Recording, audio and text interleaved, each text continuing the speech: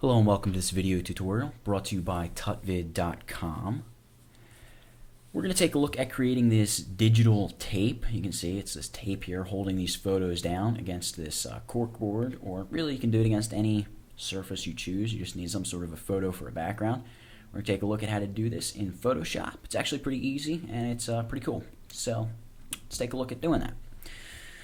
I am going to hop over to Bridge real quick, and I'm going to grab this JPEG here. It's just a stock photo I found, and it's just some cork. And I'm going to double click it to open it up in Photoshop. And the first thing I'm going to do is size it down. It's actually pretty huge right now. So I'm going to go Image, Image Size, and resize it to be 800 by 600 pixels. Hit OK. And now Command or Control plus to zoom it in, and here it is at 100%. Alright, very nice. Expand my dock here with my layers panel in it. Give ourselves some large thumbnails, and I'm going to zoom back one just so we can actually see what's going on here. Okay, so we've got here this cork, and the first thing I want to do is burn in the edges of it a little bit to give it a nicer look, or a nicer appearance here. So what I'm going to do is create a new layer. Hit the new layer icon down here at the bottom of the layers panel. New layer. And we can name it Burn. Try to spell burn correctly. There we go. And grab the brush. And I want to grab a pretty large brush for this image. I don't know, let's try around 200 pixels. And I want hardness to be set to 0%. So it's this huge, soft-edged brush. And I'm going to click in the top left-hand corner. Just click once.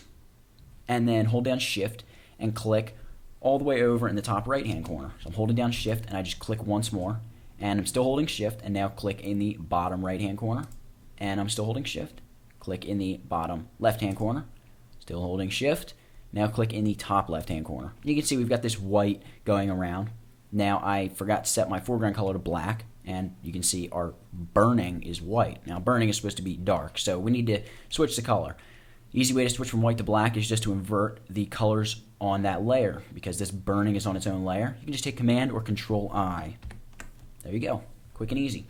Now just set this layer to soft light. Alright, create a new layer.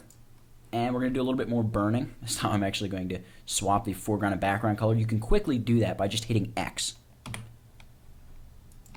There we go, X. And now I'm just going to paint some black. Basically just emphasizing on these corners, maybe putting a little bit of black around the very edges. But I'm really just trying to darken in these corners a little bit more. And then here along the bottom. Just like that, and switch this layer to soft light as well. All right, we can lower the opacity of that a little bit, and lower the opacity of the original burn layer a little bit as well. And you can see we have burned in the edges of this cork pretty nicely. So now that we have our background ready, we need to get those images in here to start taping them down to the surface. All right, let's hop over to Bridge. By the way, a hotkey to quickly jump from Photoshop to Bridge is Control-Alt-O, or if you're using a Mac, that would be Command-Option-O. I have these 4 images right here. I'm going to select image 1, and actually, before I bring it into Photoshop, I'm going to hit Command-Alt-O to hop back to Photoshop. I'm going to create a layer to put it on. Create a new layer. I'm going to name it IMG1. Hop back over to Bridge. I'm going to select that photo, and I'm going to go File, Place, Place in Photoshop. There we go. The image is placed here in Photoshop. I am going to scale it down just a little bit, about that big, and hit the check key. Alright, what this does is it places this photo in Photoshop as a smart object, which is very nice because smart objects have a whole lot of advantages if you know anything about smart objects. We, however, are not really going to take advantage of any of the great things smart objects are going to allow us to do here in Photoshop. We're just using the place command because it's pretty convenient in this instance. I'm going to grab the move tool. I'm going to move it down here to the sort of bottom right-hand corner portion of our background. Now, before I move this around, I just want to add some layer styles to this to make it look sort of like a little, I don't know, Polaroid shot maybe laying there. I'm just kind of mess around and see what we can come up with. Now applying layer styles is super easy. Make sure we have that layer selected. Go Layer, Layer Style, and just hit Blending Options to bring up the dialog box. And the first style that we're going to apply is a drop shadow. So So I'm just going to check that off and select the shadow. Move this slightly off to the side. You can see we've got sort of a drop shadow happening underneath our photo. The first thing we're going to do is make sure we uncheck Use Global Light. It's going to immediately swap the angle over to 120, which is fine. We will edit that in just a second. Set the blend mode, well actually you can just leave it at multiply, which is the default here for a drop shadow. Color will be black. We're going to reduce the opacity to 35. And we're going to switch the angle to 90. We are going to switch the distance to, let's reduce it down really low. Let's try 1, and we'll increase the size a couple. Stick the size to 7. So now we've got a really light drop shadow. You can see if I shut it off, it goes away. If I turn it back on, it's there. It's not super obvious, but it is there. Okay, we also need to apply an inner glow. And this inner glow is going to be a blend mode of normal. Color will be black. And the opacity, let's set that to something low. Let's try 35, just so you can see we're getting a darker edge around the inside of the photo. And here we want to increase the size, something pretty big. Let's try 30, maybe 40. 40 looks pretty good. You can see what that's doing to our photo. Looks pretty good. Now, let's pop a stroke on this thing. We get the lovely default red. Wonderful looking. Increase the size of this stroke to something like 8 or 10, and we're going to position it to the inside. So let's try upping that to 10. 10 looks pretty good. And we want to switch the color to white. And now we're going to apply a gradient overlay to this photo. Now, I do want a black to white gradient. However, I want to double click on the gradient editor, and I want to shift the white. I want to move it into about 75% for the location. All right, just roughly 75%. And I want to bring the black into roughly 25%. Just like that. Hit OK. And you can see what we've got there on our photo. Now I'm going to switch the blend mode to screen. You can see what that's doing. It's just leaving the white. It's very nice. And let's reduce the opacity of that a little bit. It's just a little too harsh for me. Maybe somewhere around 50. It looks pretty good. Just like that. So you can see without the gradient overlay, with the gradient overlay. Okay. Now, if you are not using CS2 or CS3, you should save this style because we're going to use this on the rest of the photos. So you would hit New Style and just name the style. Let's just name it Photo Frame. And include the layer effects. Don't worry about including layer blending options because we didn't change any of the blending options. Hit OK, and then just hit OK for the layer style. And there we go. Our image 1 has those layer styles applied to it. Okay, so for this photo, I'm going to hit Command or Control T.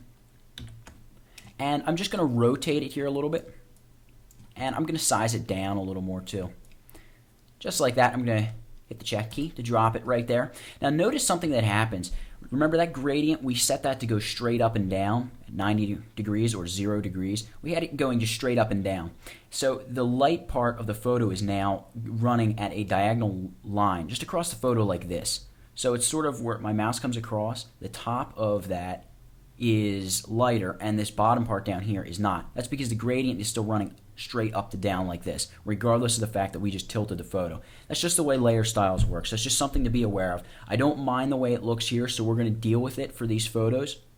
But in a little bit when we talk about making the tape, you're going to see how you can get around that because we're going to use this little technique for getting around that for our tape. Okay, we need to place those other photos and apply those layer styles. So I'm going to come back over to Bridge, Command-Alt-O, and I'm going to select Image 2, File, Place in Photoshop. Here it is. I'm going to size it down to about the size I want it to be, which is about like that, and then I can just hit Enter to commit those changes. Now, if you are using CS2 or CS3, you can simply hold the Alt or the Option key, holding it, click the little FX icon in your Layers panel on the Image 1 layer, and just copy that set of layer styles, that's the word I'm looking for, set of layer styles, to Image 2. Okay, I'm holding the Alt key, let go with the mouse, let go with Alt. You can see that we have applied those styles to that photo. Okay, Command or Control T, which by the way is just Edit, Free Transform, so Control T. and I'm going to tilt this photo. I'm going to tilt it this way. Just lay it right there. Hit enter. Okay, we've got that photo. Let's go back over to Bridge and grab image 3, File, Place in Photoshop. Scale this bad boy down, and we're going to hit enter. Commit those changes. Now, if you are not using CS2 or CS3, come up here to Window and go get your Styles panel out. Here's my Styles panel. Notice the last style. That was that style that we just created. Click that. And there you go. You've just applied the style to that layer. Just going to double click that tab to collapse it. And that's how you go about copying that style if you don't have CS2 or CS3. Command or Control T, and we're going to, whoops, not size it down. We're going to tilt this one just like that. Maybe not quite so harshly. Just like that is good. Hit enter to commit those changes. Hop into Bridge, and we're going to grab our last photo here. File, Place in Photoshop. Scale this guy down. Make him pretty small. We're going to put him up here. Hit enter to commit those changes. Hold down Alt, drag that FX right up to image 4 layer. And we're going to tilt him just a little bit that way. There we go. So we've got our photos here in Photoshop, and we've got them styled. I'm going to shift click over all the layers and go layer. Where is it? Group layers. There it is. And we just grouped all of them just to clear up some more space here in our layers panel. I'm just going to call this images. And now let's go about creating the tape that we're going to be taping the edges of these photos down with. First thing we need to do is create a new layer. Double click the name, and we're going to name this Tape Master. This is because this layer is going to have some layer styles applied to it, and we're actually going to merge the layer with the layer styles in a little bit. Remember, taking care of that little angle problem that I was pointing out to you a moment ago with this gradient overlay in these photos. So we want to preserve a master copy of this piece of tape with the editable layer styles in case we go back and we realize that, hey, we want to change something later on. So we're going to name this Tape Master, and after we create the tape, we'll duplicate this layer and then sort of flatten the layer. Alright, so Tape Master, I'm going to grab my zoom tool, and let's zoom right in on this photo. We're going to zoom right in on this guy up here. And I'm going to grab my rectangular marquee tool and just drag out a rectangular selection. Okay? Just like that is fine. Now go Edit, Fill, and we want to fill using 50% gray. Blend mode normal, opacity 100.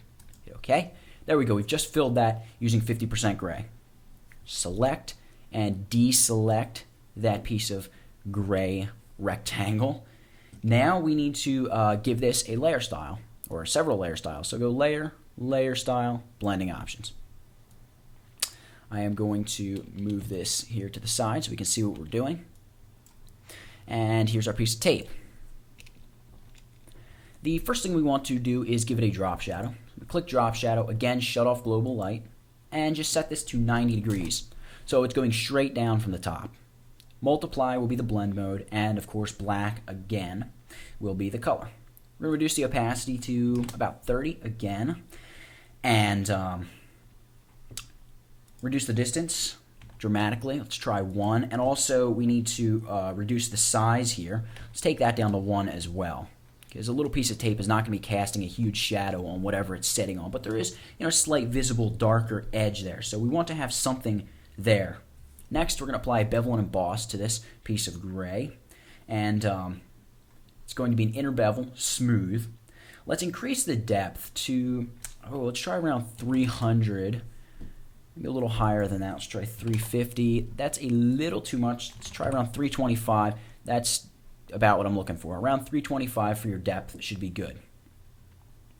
Now, again, deselect use global light. And we want to set our angle here to -90 and our altitude to 50. We're going to set the size here to 2 pixels. So we've got a very small edge there, just as if you would have an actual piece of tape. And we are going to completely get rid of black. So we're going to set the opacity in shadow mode to 0. And we're going to set the opacity of highlight mode to 100 and set the highlight mode to normal. So I just select there, select normal. We're not going to mess with the gloss contour at all. All right, now we're going to come up here to blending options. and we're going to change the blending mode of this layer to screen. Now, you can change the blending mode of layers right out here as well. All right, same thing we're changing. So just switch that to screen. And you can see that we've got this nice piece of tape now. All right, the problem with this is if I were to hit Command or Control T here and rotate this piece of tape, you're going to see that we're going to start losing our edge. Our edge is going to get distorted, and other areas of the tape are going to start becoming our edge. We want this one side of the tape to always be our edge. So how do we keep that? Well, it's pretty simple. Before we actually do it, though, we want to just click on this tape master layer and drag it down and drop it on top of the new layer button to duplicate that layer. Next, drag the tape master layer, and we're just going to drag it all the way to the bottom of our little image here. And I can't drag it behind the background layer, although you can unbackground the background layer by holding down the Alt or Option key and just double clicking it. Now I can just drag it behind that, and I'm just going to shut it off. So I'm going to click the little eyeball there. Come back up to the top of the layers panel, and here we have our tape master copy layer. The way that we are going to set these layer styles in stone is by holding down the Control key and creating a new layer. Holding down the Control key and clicking the new layer button creates a new layer beneath the layer you have selected. So I had the tape master copy layer selected, so we've got a new layer beneath it now. Select that tape master copy and go Layer, Merge Down. Note the hotkey Command or Control E. Now our layer styles are permanently applied to that layer. Problem is, it is back to being a solid gray square, although that's not really a problem because if you notice, the blend mode of the layer is also back to normal. So just switch it back to screen. There we go. We've got our piece of tape, and we can rotate it as much as we want, and it is going to maintain those styles that we created on that particular edge. Okay, now to create the cut edge for the tape. First, I'm going to double click on the layer and just name it tape. And I'm going to create a new layer mask. So I'm going to click the Add Layer Mask button here at the bottom of my Layers panel. I don't know if you can see the tooltip there. Add Layer Mask and select the big white box that appears. You are now editing the mask. Come up here and grab the regular lasso tool. And just with your mouse, just come in here on the edge and just make a jagged selection. Just like that. And we're going to fill it with black. So the foreground color here is black. I'm just going to hit Alt, Backspace. If you're on the Mac, that is Option, Delete. Hit Command or Control D to deselect that. You can see we've got kind of a cut edge. We're going to do the same thing for the other side now. Just going to come in here and just really tear it up. Just like that. Alt, Backspace, or Option Delete again to fill that with black. And then Control D or Command D to deselect. So we've just ripped up those edges, but they're really not torn up because we're just using a mask to simply cover them. If I hold down the Shift key and click my mask to disable it temporarily, you can see that we still have our entire rectangle. That's very nice. Hold down Shift, click that mask to make it come back on, to reactivate it. And now select the actual layer and hit Command or Control T. And we're just going to rotate this piece of tape. And actually, I'm going to make it a little bit smaller. And we're going to bring it up here and place it over this corner of this photo here and hit Enter. There we go. We've taped down the top edge of that photo. I'm going to zoom out a little bit. And I'm using my Move tool now. I'm going to hold down the Alt key and clicking that piece of tape, I'm just going to drag another piece out, put it there, and we're going to rotate this. All right, just a little more slightly, maybe make this a little bit smaller. Just mix up the way these pieces look so it doesn't look like you've just taken one piece and copied it, which you, in fact, are doing. And hold down the Alt key again, and I'm using the Move tool, and I just selected the original tape layer, that piece. I'm holding the Alt key, and I'm just going to drag this guy right over here to the bottom corner of that photo. Command or Control T to transform that. I'm going to move him up like that. Hit Enter or Return to commit those changes. And hold down Alt and put this piece right over here for the top left-hand corner of this photo here. Now notice that when I do that, this piece of tape appears to be on top of this tree photo. But the problem with that is this photo, this reddish orangish sky photo, appears to be tucked underneath this tree photo. So the tape really would be underneath it. Well, we solved that problem by grabbing this tape layer and dragging down, I'm just dragging it, and I'm going to place it beneath our, well, I have to bring it here into my images group, and just place it beneath that tree image, okay? Just like that. So I've got it now placed between this image and this image. So right here in between, we've got that piece of tape. So it's as simple as that. Just keep duplicating that layer with your piece of tape on it and moving it around, transforming it a little bit, rotating it, resizing it slightly, and just placing it on the edges of your little photos here, and you will soon have a bunch of taped photos taped down to any number of surfaces that you can create here in Photoshop. So that's it for this one. That's how you create digital tape using Photoshop. I hope you enjoyed it. I hope you learned something. Please go check out the website. That is www.tutvid.com. Thanks for watching.